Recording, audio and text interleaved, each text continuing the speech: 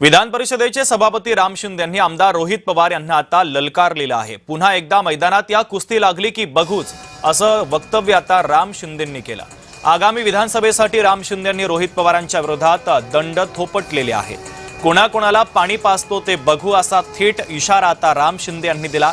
जामखेड येथील श्री नागेश्वर यात्रा उत्सवाच्या निमित्तानं आयोजित निकाली कुस्ती स्पर्धेला विधान परिषदेचे सभापती राम शिंदे उपस्थित होते।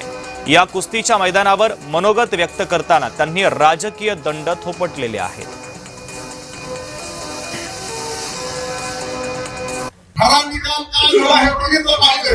लोकांच्या मनात शंका असायचं काही कारण नाही।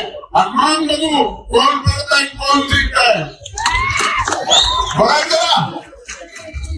आणि मग ते दुसऱ्या वर्षी कुस्ती लागल्याच्या नंतर कुस्ती या मैदानावर झाल्याच्या नंतर कोण पडतोय कोण जिंकतोय कोण कुणाला पाणी पाजतोय हे या मैदानात बघू।